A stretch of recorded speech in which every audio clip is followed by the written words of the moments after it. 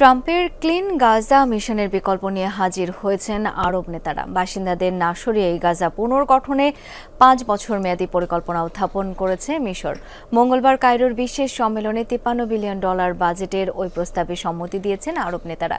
তবে এরই মধ্যে প্রস্তাবের বিরোধিতা করেছে যুক্তরাষ্ট্র ও ইসরায়েল।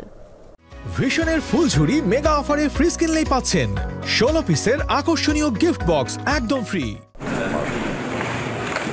গাজায় যুদ্ধবিরতির পরবর্তী ধাপ নিয়ে অনিশ্চয়তার মধ্যে মঙ্গলবার মিশরের আয়োজনে কায়রোয় আরব নেতাদের বিশেষ সম্মেলন অনুষ্ঠিত হয়। অন্যান্যদের পাশাপাশি সেখানে উপস্থিত ছিলেন ফিলিস্তিনের প্রেসিডেন্ট মাহমুদ আব্বাস, আরব লীগ মহাসচিব আহমেদ আবুল ঘেইত এবং জাতিসংঘের মহাসচিব অ্যান্তোনিও গুতেরেস। বাসিন্দাদের উচ্ছেদ করে ট্রাম্পের বিলাসবহুল গাজা গড়ে তোলার পরিকল্পনার বিপরীতে নতুন প্রস্তাব তুলেছে মিশর, যেখানে বাসিন্দাদের না সরিয়েই ৩ ধাপে উপত্যকার সংস্কারের কথা বলা হয়েছে। কর্মসূচি পরিচালনায় ফিলিস্তিনি কর্তৃপক্ষের তত্ত্বাবধানে গঠন করা হবে বিশেষ কমিটি। জঞ্জাল সরিয়ে রাস্তাঘাট নির্মাণ, বাস্তুচ্যুতদের ঘরে ফেরার সুযোগ তৈরি ও আবাসনের ব্যবস্থা, সমুদ্র বন্দর ও বিমানবন্দর পুনর্নির্মাণ, পানি ও টেলিযোগাযোগ ব্যবস্থার সংস্কার করা হবে ধাপে ধাপে। জাতিসংঘের শান্তিরক্ষী মোতায়েনের লক্ষ্যও রয়েছে। ফিলিস্তিনি ভাইদের সাথে সমন্বয়ের ভিত্তিতে কাজ করেছে মিশর, যাতে স্বাধীন একটি কমিটি গঠন করা যায়, যেখানে আস্থাভাজন এবং দক্ষ ফিলিস্তিনিরা থাকবে। ত্রাণ ব্যবস্থাপনা সহ অন্তর্বর্তীকালীন বিভিন্ন কর্মসূচি তত্ত্বাবধান করবে তারা, যাতে ফিলিস্তিনিরা নিজ ভূমে ফিরতে পারে।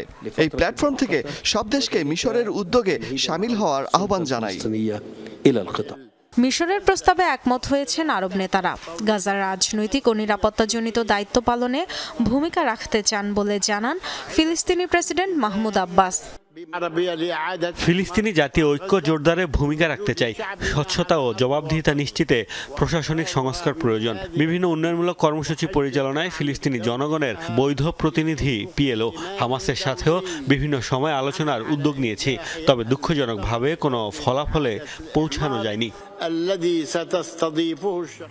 আগামী শুক্রবার জেদ্দায় ইসলামী সহযোগিতা সংস্থা ওআইসির সম্মেলনে প্রস্তাবটি অনুমোদনের জন্য উত্থাপন করবেন মিশরের পররাষ্ট্রমন্ত্রী বদর আবদেলাত্তা। গাজা পুনর্গঠনে মিশরের প্রচেষ্টাকে স্বাগত জানিয়েছে হামাস। কায়রোর প্রস্তাবকে প্রত্যাখ্যান করেছে ইসরায়েল ও যুক্তরাষ্ট্র। ইসরায়েলে হামাসের হামলা পরবর্তী পরিস্থিতি বিবেচনায় নেওয়া হয়নি বলে অভিযোগ করেছে Tel Aviv. Dorothy Tasrin, Jamuna news.